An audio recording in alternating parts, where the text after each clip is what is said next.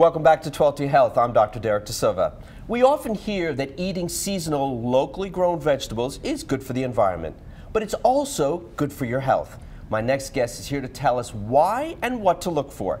Stacey Antine, founder of Health Barn USA in Wyckoff, a family-based lifestyle program that teaches families how to eat and live healthy. Welcome back to the program. Great to be back, Derek. I love all the beautiful stuff that you always bring in here. So eating seasonal, what does that mean, first of all? Well, we have 4 seasons in New Jersey, Right. right? And we're used to getting produce 365 days a year from wherever we are. So we're kind of spoiled in that way. But the idea is really, since we're Jersey fresh and we are the Garden State, is to get in the habit, or a new habit, of eating by season. So we're in spring and there's lots of vegetables growing. You know, we have a lot going on in the garden. So there are vegetables already in spring. So what do we have? Are these all our spring vegetables here? Yes, yes. Let's start with over here. And we also had, especially in New Jersey, we had a really mild winter. So we were planting, and a lot of the farmers were planting at the end of February, beginning of March. So there is more available right now. All right, so let's start here. So there's lettuce. The lettuce, these are all cool crops. So leafy green vegetables, like the lettuce is really good, really fresh. There's nothing better than fresh lettuce. I just feel like chewing on this right now. High in fiber. Parsley, which is always good. Yeah, it's always good to add to anything. I love parsley. It's so good. Oh, that's such a wonderful smell. And my favorite is kale.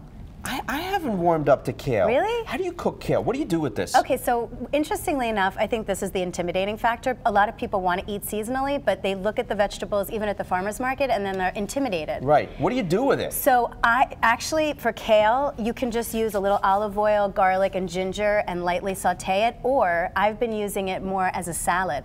So you can just use it as a leafy green and add it to the lettuce. And it's really nice. It adds a lot of flavor and a lot of nutrition. Kale is a super green. Right. It's super nutrient dense. I mean, it's vitamin K, which is good for your blood. Beta carotene, lutein. I mean, you can't go wrong. You can't go wrong with that. Strawberries. Strawberries. Okay, so here's another reason why locally grown strawberries in season. So right now, this is the time to get strawberries. There's nothing worse than biting into a strawberry that looks beautiful in the fall and it tastes awful.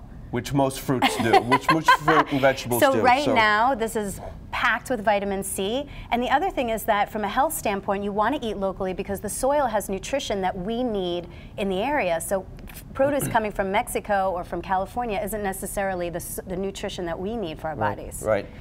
Spinach. Spinach? Spinach is one of my favorites, and it's also a leafy green, high in lutein, which is good for your immune system. And this is the baby spinach, so baby spinach leaves. But what I love is, you know, we talk about how do you get your kids at Health Barn, how do you get your kids to eat vegetables, right? Right. Well, a traditional way of making pesto is with basil.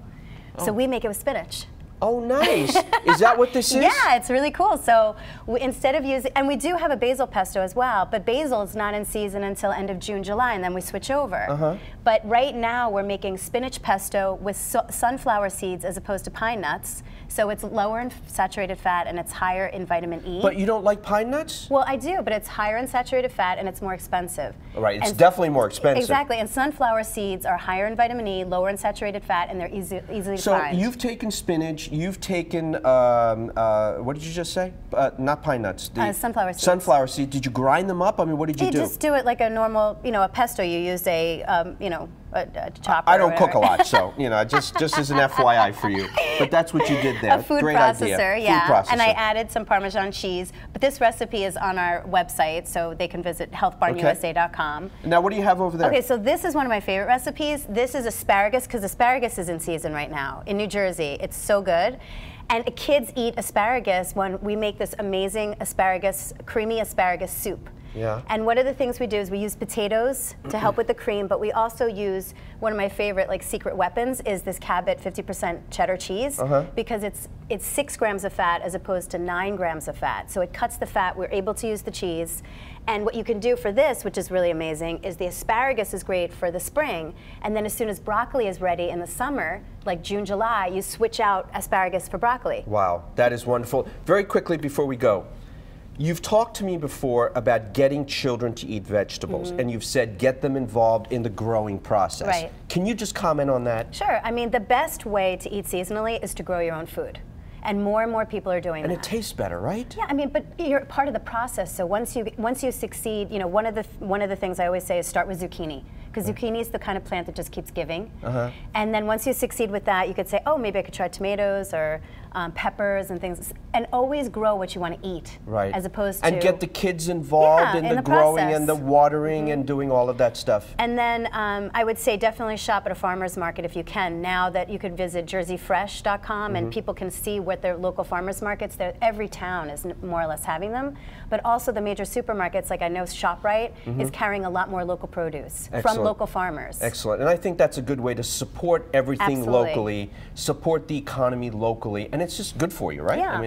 I mean, but the one thing that I find that the barrier when I'm at the farmer's market, you know, people always rely on like broccoli and carrots because it's familiar, and I think people go with good intentions to buy the local seasonal produce, but they don't know what to do with it. Right. So recipes are really important. Super. And by the way, folks, we are going to have links on our website for all the local farmers and all the stuff that's out there, all right? So stay with us. When we come back, I'll answer your email questions.